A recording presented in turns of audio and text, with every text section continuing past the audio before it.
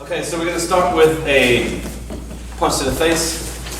We'll move in with Jonan Uke. Slowly it looks like this. And then I'm going to shift in and do nikio. Okay? So a couple things. First, moving to the side. Okay? There's never going to be a time when I'm just going to stand here straight and let him punch at me. Always moving. What happens if I miss the block? I'm still over here. If I miss the block and I'm standing here, boom, I get punched in the face. Okay. So here. Next thing, this block comes straight up here. All right? It's not here. Okay. Now, the next thing I'm going to do is start to move into him.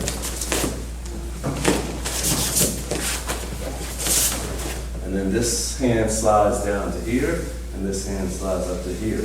And then, after I take his balance, cut. Why are his legs flopping around like that? Because his whole body is generating momentum as he comes around, and it's just pulling him around.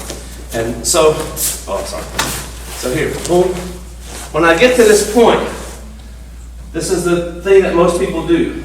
They pull in front like this. Okay? So he's punching, I'm going to do the nikio, and I just do like this. And it's not working. But it'll work if he goes with me, but if he doesn't, this is what's going to happen. He's just going to get stuck. That's the problem with having words for arm and body and hand and leg, because we get stuck on those things. It's not his arm that I'm throwing, it's his body. So notice how it goes slightly into his center to take his balance. All right, and then once his balance is on, oh, you ready? No, that's fine. It messes him up. So here's 1, 2.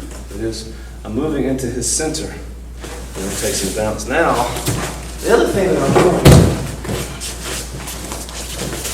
is that my weight is behind everything. Right? So here, always in the center.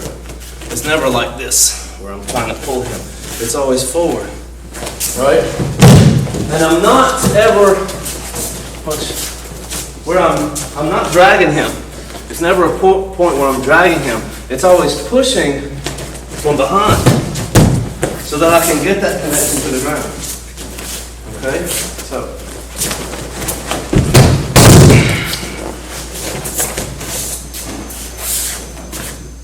one more time slowly. If you want to do a submission, I wouldn't. Real quick on the submissions, you see a lot of guys that come in, boom, boom, boom, they're going like this, and then they go.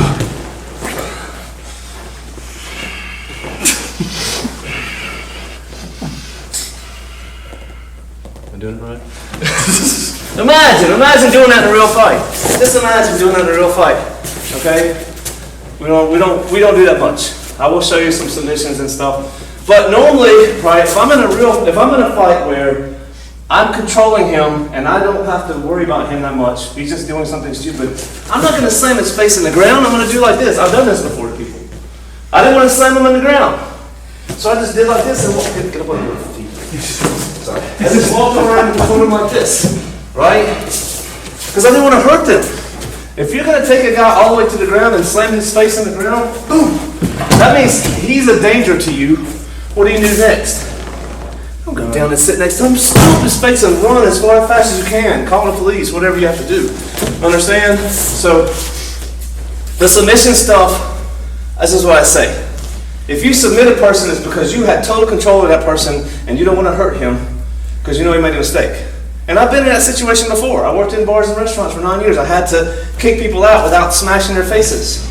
But if a guy pulls a knife on you, if he's got friends, if you're in danger, you can't play around with sitting on the ground and submitting people.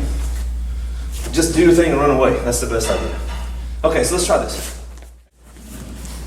So this is we have middle block that we did in the practice, right? And middle block works against strikes, but all of these blocks work against other things like grabs, torite. Torite is grabbing hands in Japanese, and that's a term that we use in Okinawa karate And we use katate tori in Aikido as well, so you'll hear that word tori, it just means grabbing. So in this one, he's grabbing, he's grabbing and I'm coming around and I'm putting him in nikio. Okay? Now, nikio, grab traditional nikio, looks like this. Sometimes it looks, as I'm saying, this one, sometimes it looks like this. Different ways of doing it, right?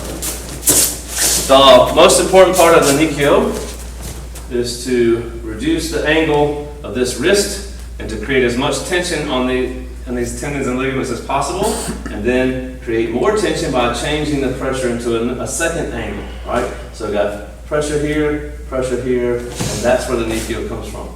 Now we also have some special considerations with the tendons, especially of the index finger. So if I can put more pressure on that index finger tendon and stretch it out, look at this face. And there's not any pressure. I'm barely doing anything. And if I were to just go like this, it would really, really hurt. So it would hurt me to see the pain in his face. Can we do that? I want to see it. Only with sensei. So here, one. Now we're going to go into a middle block. So this is, for me, this is, I think, the easiest way I've discovered to teach nikio. Just do a middle block. The whole thing, though. Don't come up like this. That's only half of it.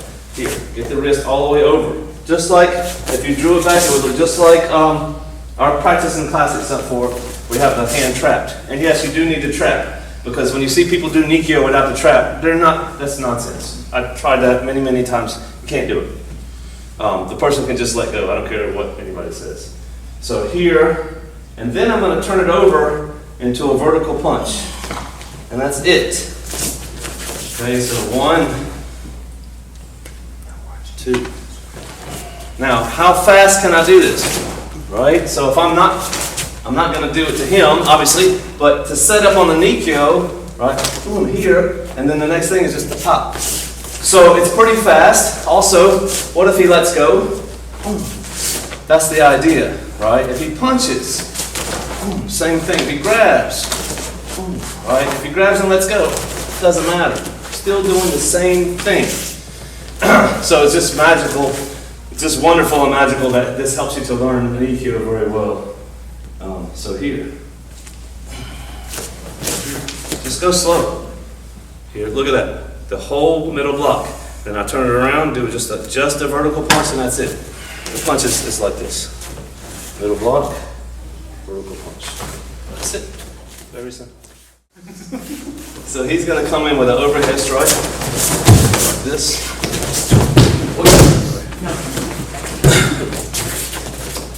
So this is kind of a blending interception, right? So he comes in, he's coming down. I'm not stopping him here and then coming down. I'm just getting my hand up to deflect and then letting it come down like this. There are other things I could do from here, but we're going to move into the sanio. So from here, now I roll it down and catch the hand. And then I switch into the sanio grip. Now, this is the nikio side, this is the sanio side. So if I can, see that? Stretching that tendon that runs up this side. All right, this is something that we figured out from hurting each other on a regular basis. And that's what makes the sanio work. So let's go slowly. So first, the interception. I'm just going to match him, mirror to mirror, right? So if he's right hand, I'm right hand, and then I'm just going to let it come down. This hand comes to the inside. See that?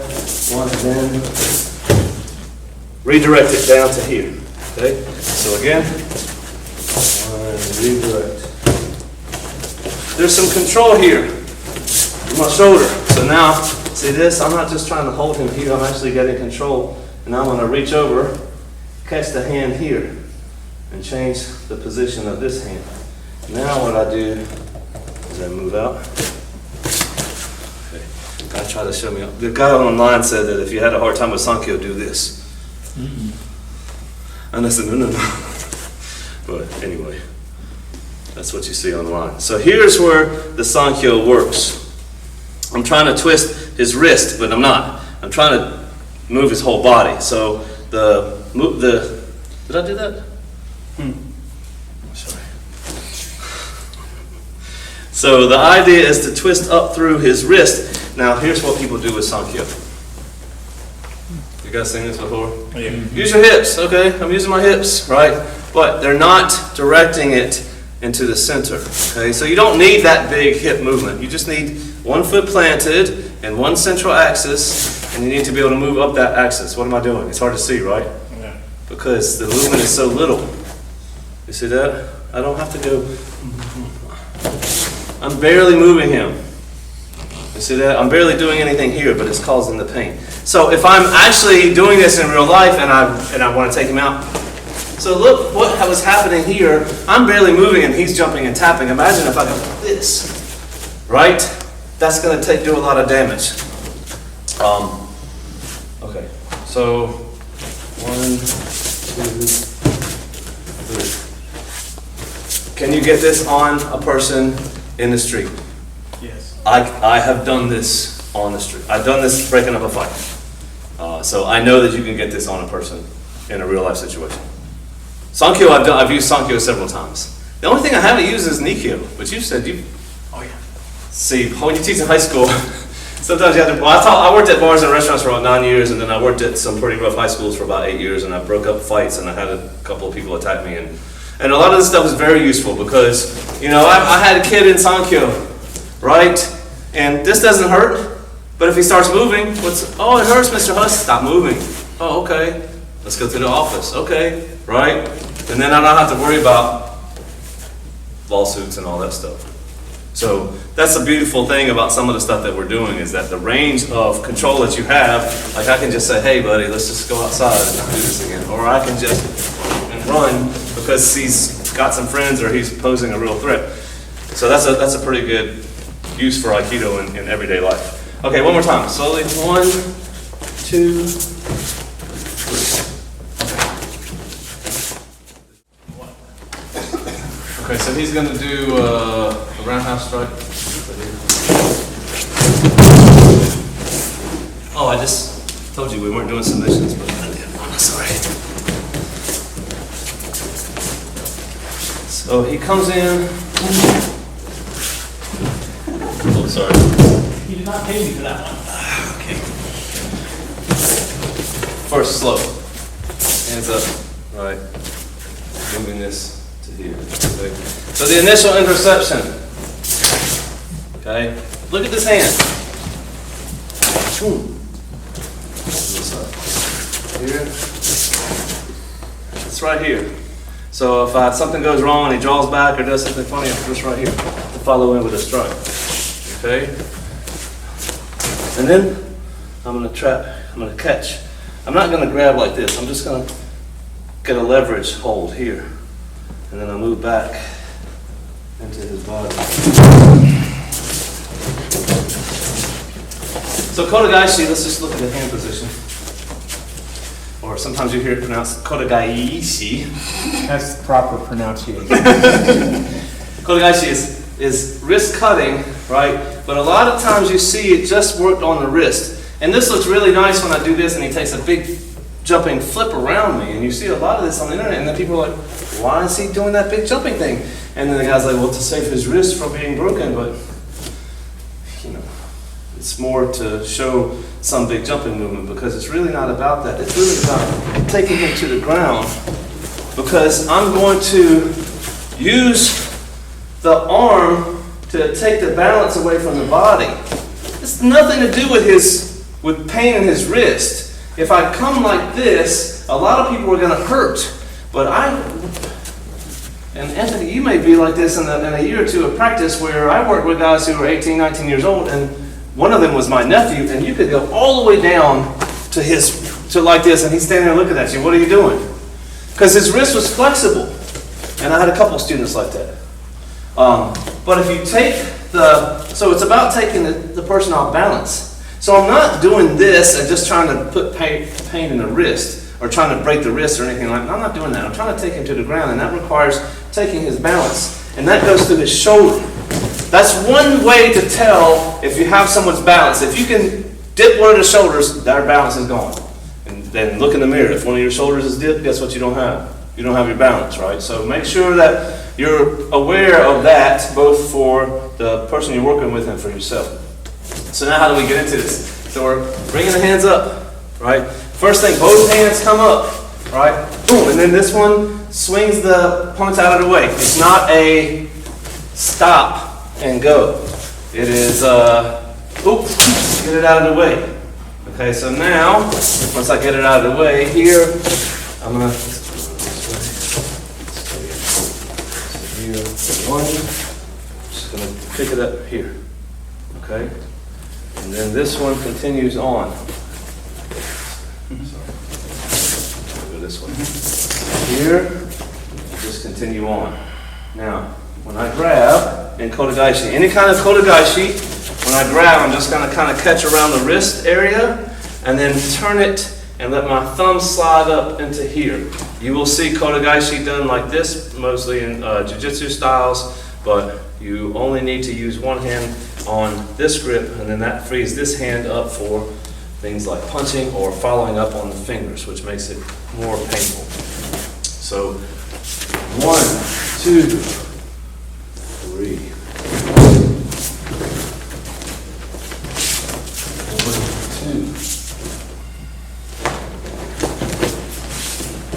2. And I'm taking his balance. That way it just doesn't have to be too hard and fast, right? And if he resists at this point, okay, just resist.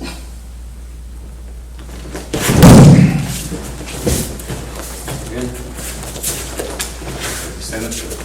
Okay, now if he resists, not really doing much, but if he resists, I'm going lower. You see the difference? Okay, so this is how we test things. You don't have to go into the ring and fight somebody to test your martial art, because one thing, there are so many things that you can't test in a ring with a referee. And have you seen the list of rules for the UFC? It's like 10 pages long. I looked at it for the first time a couple weeks ago, and there are a lot of rules, like a lot of stuff you can't do. I'm not saying that that's not a good thing to do, because it does teach you a lot of response things and toughens you up a lot, but you don't have to do that to test. All you have to do is be honest with your training. So here we are thinking about the kotegaeshi and how he's not just going to fall, but sometimes you lose your balance because you do the technique correctly and the person just falls. Okay, so let's try it. Okay, we're going to do one more. He's going to come in with a low punch, and I'm just going to block here. And come in with kotegaeshi, or kokinage. So here, one. So we got two things that might happen here. He comes in, flip over it, boom. I'll show you that one slowly. So here, I'm going to slip over it right now. I just move in. And this hand is on the shoulder. The other one is if I follow it, right, and use the arm as part of the thing that throws him, right? Once his arm gets caught up in him like this. Now what does this require? I have to move in to his center, move through him. I cannot go like this and try to do it like this. Okay? I'm not getting a center. I have to go in. Wherever I am, if I can move into his center, right? So I was here. Understand? So I'm not throwing him, well, you know, you're throwing the head, obviously, but I'm using the whole body to throw him. It's not just the arm, right? It's not here.